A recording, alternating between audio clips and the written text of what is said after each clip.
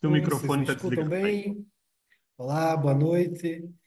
Queria saudar aqui também o nosso host, né, Ricardo, que tem essa longa contribuição com a especialidade de conduzir até esse momento esse espaço que é o SBMFC Ensina. Saudar também aqui o Marcelo Dalla, que também está assumindo essa honrosa tarefa, né, e que contribui muito para a difusão de conhecimento de qualidade nas várias etapas de formação, né, vamos dizer assim, e colocar, né, do quanto que esse debate ele é oportuno, tanto para que a gente possa aproveitar aí a aula, né, que o companheiro Rodrigo Cariri pôde dar esse panorama quanto às políticas de residência em âmbito mais geral, inclusive para além da especialidade. Acho que esse dado de contexto acho que é muito relevante e na medicina de família gostar de contexto sempre é algo muito que é a nossa cara, né? Olhar o contexto, a comunidade, esses processos. E aí aqui eu estou falando a partir da Secretaria da Atenção Primária à Saúde, então estamos falando a partir do que a gente está chamando esse conceito de mais saúde da família e de como que isso dialoga com a valorização da residência em medicina de família e comunidade como política pública. De forma transversal, nessa conversa, eu queria trazer quatro perguntas para que a gente possa tê-las, né, na mente durante esse processo. Primeiro é esse dado de conjuntura de como chegamos até aqui, né, de como que essas políticas, o contexto social brasileiro nos trouxeram até aqui. Depois, onde estamos, que acho que são um pouco muito do diagnóstico que o Cariri também traz, eu vou trazer alguns elementos nesse sentido também a partir do SUS, né? E também onde queremos chegar e o que já alcançamos, para que a gente possa também fazer um balanço justo de realizações e também de lacunas, né? Para que a gente possa, dando visibilidade ao que não ainda foi alcançado, a gente possa estabelecer um plano de ação para alcançar assim que possível. Então, a residência médica, ela se insere em temas bem mais amplos, que vão para a formação de especialistas, mas também para o dimensionamento de força de trabalho. O mundo discute esse tema da escassez de força de trabalho médica e de escassez de força de trabalho em saúde, e também dessas determinações quanto ao seu desenvolvimento, atração, capacidade de recrutamento e retenção da força de trabalho da saúde em zonas rurais e remotas. E aí a gente vai ter um conjunto de políticas no Ministério da Saúde, e aí aqui eu vou falar genericamente Ministério da Saúde, tá? Ou Educação, e sair um pouquinho das caixinhas das secretarias, porque a gente tem a SAPS, a SEGETS, a SAES, tudo isso, né? Então a gente tem as iniciativas no campo da educação, no campo da regulamentação, né, normativa desse processo, incentivos que podem ser tanto incentivos para o trabalhador em formação ou para o sistema de saúde e várias estratégias de apoio pessoal e profissional. O programa Mais Médicos ele é um marco no enfrentamento à escassez de profissionais médicos nas regiões remotas do Brasil. Nunca é demais lembrar esses dois mapas da razão de médicos por mil habitantes no ano de 2012 e depois no ano de 2022, e ver o quanto que a gente de fato conseguiu avançar no enfrentamento à escassez de profissionais, né? E também na expansão de serviços de saúde. Óbvio que não dá para falar só da medicina e desconsiderar nem só da nossa especialidade, nem só da medicina, né? A gente não pode desconsiderar que a força de trabalho do setor, né, da atenção primária à saúde, está alcançando 1 milhão de trabalhadores, quando a gente considerar todas as profissões, e essas profissões também vão enfrentar desafios diferentes quanto à sua disponibilidade, formação, e outras questões. O Fabiano citou, né, um pouco dos desafios do que a gente encontrou do programa Mais Médicos na transição. É, e isso passa basicamente por esses três eixos, né? A gente tinha, não vinha atingindo a velocidade necessária para o turnover de profissionais, ou seja, entre vagas abertas por desligamentos e ter novos editais para preenchimento, a gente vinha há alguns anos tendo um balanço negativo com o encolhimento do programa, né? E a gente tinha também grandes vazios assistenciais, especialmente nas regiões mais vulneráveis, incluindo a Amazônia Legal. Além disso, faltava a articulação das iniciativas de formação e assistência, como era preconizado pela Lei do Mais Médicos. Quem tem mais idade vai lembrar, né, que em 2012, 2013, quando a gente falava do Mais Médicos, a gente falava que tinha três eixos. O eixo de estrutura, que era o Requalifica BS, que tinha um outro eixo que era de formação, que envolvia diretrizes curriculares nacionais dos cursos de medicina, expansão de residência, né? A gente falava de vários eixos aí. E essa desarticulação passou a acontecer, então foi algo que a gente também se organizou para enfrentar. Assim como o professor Rodrigo Cariri também trouxe aqui alguns extratos do Demografia Médica de 23, né, com os dados da nossa especialidade, mostrando o quanto que a gente ainda precisa avançar para alcançar realmente a necessidade do SUS em termos de número de especialistas. Mas é uma especialidade que tem as suas características demográficas já muito bem demarcadas, né? Com uma maioria importante feminina, né? Com uma distribuição bastante concentrada no sul e no sudeste, mas que é o nosso ponto de partida. E eu estou passando nessa conversa pelo programa Mais Médicos, porque, no fim das contas, para além de conter um programa de provimento, ele é uma estratégia de formação de especialistas para a saúde, e isso está definido lá no artigo 2º daquela portaria interministerial que dispõe quanto à execução do projeto Mais Médicos, né? Coloca a sua finalidade de aperfeiçoar médicos na atenção primária, mediante cursos de aperfeiçoamento de pós-graduação lato stricto sensu e também disso acontecer de forma pautada com a integração ensino-serviço. É, no fim das contas, esse objetivo central do Mais Médicos converge com essa perspectiva de poder ampliar a oferta de formação médica especializada no âmbito da atenção primária. E isso passa também por fortalecer dois aspectos da oferta de formação especializada, né? O primeiro, fortalecer os programas de residência em medicina, família e comunidade, e também de estruturar os programas de provimento para que eles possam desempenhar um papel de formação como via de acesso à prova de título de especialistas. Então, essa foi a nossa visão, nosso objetivo nesse aspecto.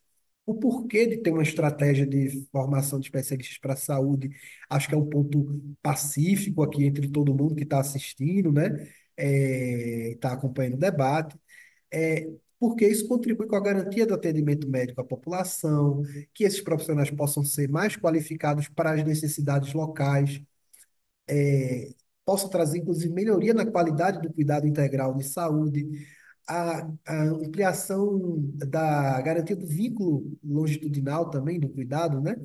E também que a gente reconhecer que a presença de especialistas contribui com resultados em saúde desejáveis, como redução de mortalidade materna e neonatal e redução de encaminhamentos e de internações, né, daquelas condições sensíveis à atenção primária.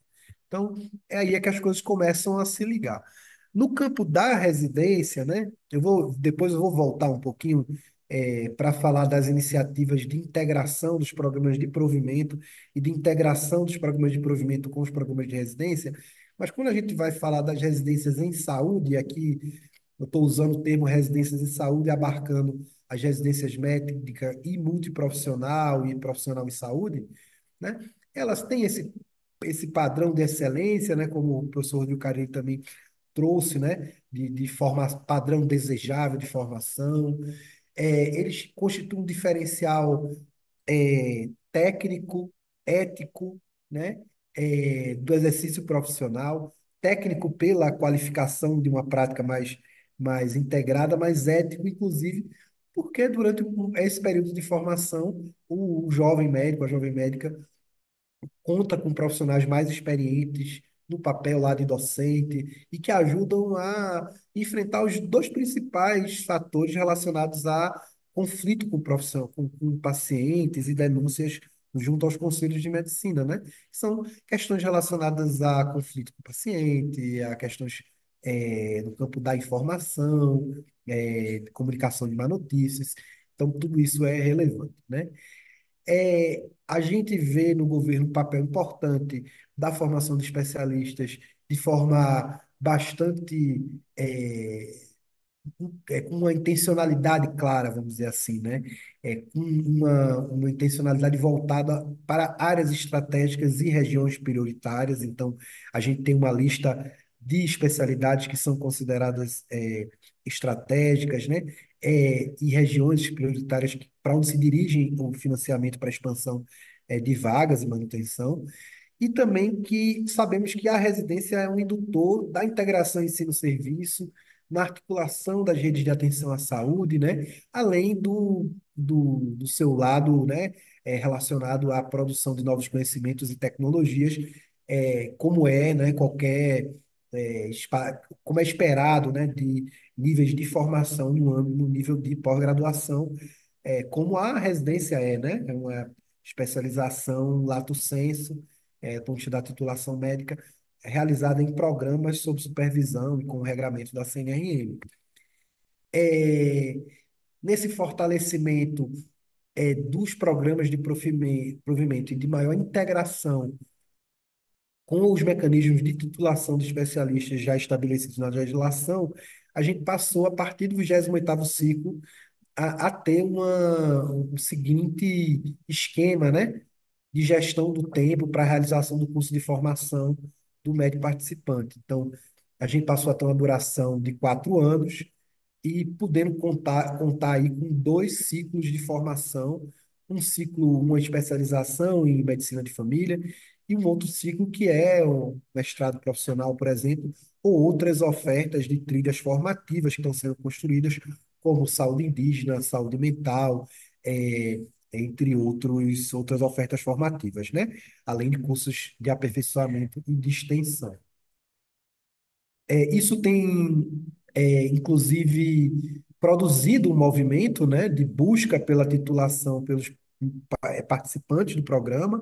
Então, esse gráfico aqui, a gente cruzou os dados do TENFT, da SBMFC, com os dados do programa e vamos mostrando aí como nos últimos ciclos a gente passou a ter médicos titulados é, principalmente nos últimos 2 ciclos, né? Ciclo 34 e 35. O que aparece em laranja como intercambista são intercambistas que vieram como médicos que vieram como intercambistas, revalidaram o diploma e realizaram a prova e conseguiram a titulação do TENFT dessas edições. Então, a gente tem, por exemplo, vamos encontrar aqui esse tipo também de titulação, né? É um dado que é bem importante. E a gente tem essa nova conformação do provimento federal, em que a gente passa a ter uma integração tanto do Ministério da Saúde como da Agência Brasileira de Apoio à Gestão do Sistema Único de Saúde, com 3 eixos de atuação. O que a gente está chamando de mais médicos de formação, o mais médicos vínculos e o mais médicos estratégico, né, que é o de família e comunidade, né? Então, o que seriam esses eixos, né? E como eles são caracterizados? Mas médicos de formação é o eixo de atuação dos bolsistas vinculados aos editais do Programa Mais Médicos pelo Brasil, dentro da Estratégia Nacional de Formação de Especialistas. Eles atuam num ciclo de 4 anos e fazem uma trilha formativa, e ao final desses 4 anos, a gente sabe que, pelo tempo de atuação, eles estão habilitados a prestar a prova de título em MFC. E nessa trilha formativa, podem atuar médicos formados no Brasil ou no exterior, valendo as mesmas regras que a gente já tem, em que a prioridade de vagas é sempre para os médicos formados no Brasil. O eixo de mais médicos vínculo é voltado para são médicos formados no Brasil, né, com contratos vinculados à AGSUS, a Agência de Apoio à Gestão do SUS, e que vão ter contratos por CLT, são seletistas, após a realização das etapas de seleção internas da agência. Novas seleções para esse perfil de mais médicos vínculo já vão acontecer direto com especialistas em UFC. Então, não vai acontecer mais o ciclo do médicos pelo Brasil, em que eles ainda não eram especialistas e atuavam, e que depois podiam passar para mais médicos vínculos. Esse perfil vai contar com vagas em áreas de alta e muito alta vulnerabilidade, onde é difícil fixar profissionais. Então, a gente vai poder ter contratos CLT, com toda a proteção social, né? Também o Ministério da Saúde contribuindo para a garantia de vínculos de trabalho protegidos, como manda a Organização Internacional do Trabalho e como define o DIEESE, que são contratos de trabalho com proteção social, como é a CLT e o regime jurídico único dos servidores públicos. Então, esse eixo aqui é somente a partir de seleções de ingresso via agência AGSUS ou, né, na migração de carreira, etapa seguinte que está se constituindo pós-médicos pelo Brasil. Já o Mais Médicos estratégico é justamente essa integração desses especialistas, que também vão ter contrato com os seletistas, para atuar nas equipes de saúde da família, na estratégia de saúde da família, e apoiar a formação, integração, ensino e serviço. Então, a gente vai ter esse profissional com contrato CLT, podendo atuar na equipe e com um papel de preceptoria dos programas de residência, internato dos cursos de graduação, além do papel de supervisão e tutoria que os próprios programas de provimento têm. Então, também aí compondo as nossas estratégias de fortalecimento dos programas de residência aí numa forma mais sólida, além do que a gente alcançou, né? Além disso, tivemos uma série de outras iniciativas que já foram realizadas para fortalecer os incentivos aos residentes em MFC. Então, houve mudanças, inclusive por demanda da Sociedade Brasileira de Medicina de Família e Comunidade, mudanças no barema dos editais do programa, valorização para que os MFCs possam exercer preceptoria na graduação e na residência médica, e também as ofertas formativas de mestrado e doutorado profissional em saúde da família destinado aos médicos residentes do segundo e do terceiro ano. Isso, obviamente, é por adesão do residente, né? A gente teve um curso de formação de preceptores em medicina de família e comunidade, lançado ano passado, também é por adesão. Eu vou trazer dados de matriculados daqui a pouco, mas inclui, além da formação em preceptoria, inclui uma bolsa de incentivo de R$ 4.000, que compõe, né, compondo aí, enquanto aditivo a outras bolsas, melhorando aí a atratividade também dessas estratégias. Além disso, o programa ele prevê, né, indenização para a formação de especialistas estratégicos, e isso, junto ao FIES, e isso está organizado, né, é possível encontrar também nos canais oficiais. Aqui é o total de residentes matriculados, né, no curso de preceptoria. Então, a gente tem um total de 2.700 residentes matriculados com essa distribuição, principalmente residentes do programa regular, já um contingente de 500 concluintes e também um R3, né, de ano adicional e das áreas de atuação que existem. Além do incentivo direto ao residente, a Secretaria de Atenção Primária dispõe também de incentivos para a implementação e manutenção das residências na rede de atenção, na atenção primária à saúde. É um incentivo financeiro para a formação na PS, que consiste em um custeio adicional destinado a municípios e ao Distrito Federal que possuem equipe de saúde da família ou equipe de saúde bucal integradas a programas de residência. Então, na tabelinha ao lado mostra, né, por tipo de residente, então não é só residente médico, mas residente médico, enfermeiro, cirurgião dentista, e mostra o valor total pago ao mês, tá? Isso é um valor de custeio mensal, que é repassado para o conjunto dos municípios, equivalente a 1.680 das vagas, né, que estão em equipes, já contam com esse incentivo, totalizando aí 5,7 milhões de reais de incentivo da atenção primária para que as residências aconteçam nas nossas equipes. Esse mapa é o mapa, né, geral do Pró-Residência, né? A gestão do Pró-Residência acontece também no Ministério da Saúde, a partir da SEGET, né? Mas estamos trazendo aqui esses dados também, mostrando o tamanho dessa expansão, né? É uma outra forma de apresentar aquele dado que o professor Cariri apresentou do tamanho do financiamento do Ministério da Saúde nas bolsas de residência médica. Aí em vez de ser em valores, é em número de bolsas por estado, né? Por região. Que também o histórico cumulativo da expansão de bolsas, né? E aqui eu friso o período que o professor Rodrigo Cariri também citou, né? Período aí 2020, é, o período que a gente teve um refreamento dessa expansão, né? Combinando com 2022 com zero bolsa oferecida no programa, né? O Ministério da Saúde tem outras ofertas, tá? De qualificação de preceptores, em termos de cursos de aperfeiçoamento, cursos de especialização em preceptoria, voltado para a área profissional de saúde, além do curso que a gente já citou aqui, de especialização em preceptoria.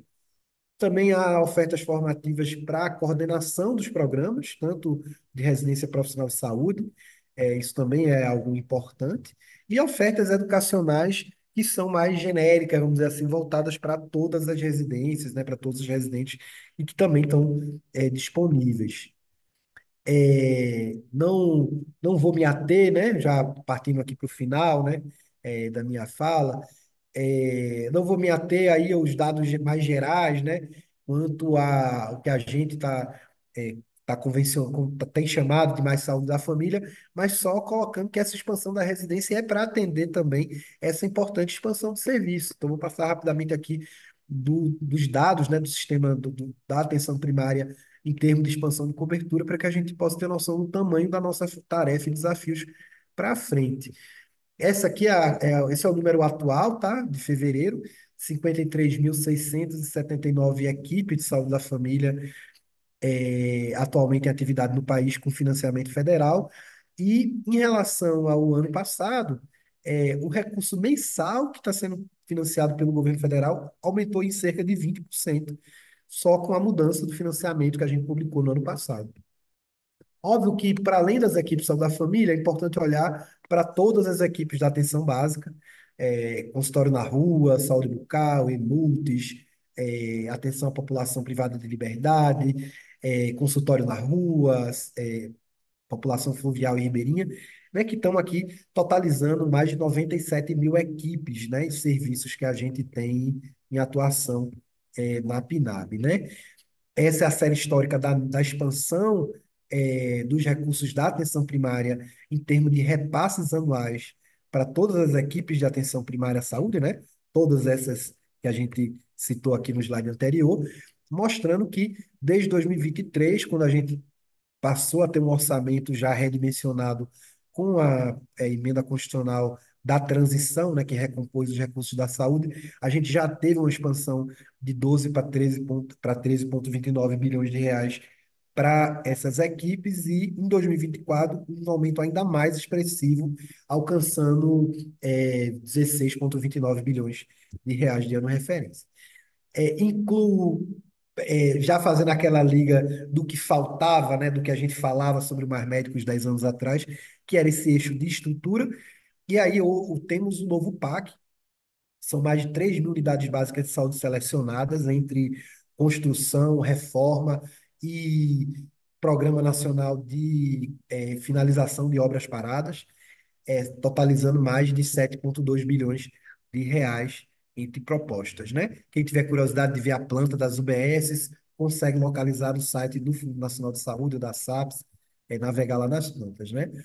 E a gente mostra sempre muitos mapas, né, que falam da desigualdade regional do Brasil, e da oferta de profissionais. Eu mostrei lá no começo da razão de médicos por mil habitantes por estado. E esses dois mapas aqui é para a gente olhar para a resposta que o SUS tem dado para essa desigualdade, né? Quanto mais vermelhos são municípios mais vulneráveis, considerando o índice de vulnerabilidade social do IPEA, e é possível ver que há uma forte presença do SUS também nos lugares onde ele é mais necessário. Então, temos aí, inclusive, 60% do total das UBSs do Brasil estão localizadas em municípios de muito alta ou média vulnerabilidade social. É o SUS dando resposta às necessidades de saúde da população. O que a gente quer de saúde da família, a gente tem falado ao longo dos anos, né? E pensando o que é que os residentes precisam é, considerar, né, como o nosso alvo do que a gente quer alcançar. Então, é que a gente possa seguir incentivando a ampliação de equipes, a uma expectativa de cerca de 2.300 equipes que possam ser novas, financiadas por ano, daqui até o final do ciclo de governo, e que a gente possa fortalecer o retorno do investimento em infraestrutura dos serviços, a atuação interprofissional, poder ter um financiamento que acompanhe o aumento de cobertura, porque senão o município não expande, né? Se o recurso não aumentar quando ele abre uma nova equipe, ele não vai expandir. E que a gente possa alcançar essa meta de ampliação de cobertura e que uma atuação das equipes de acordo com as especificidades dos territórios em toda a diversidade das equipes de atenção primária que a gente citou anteriormente. Então é isso, agradecer a paciência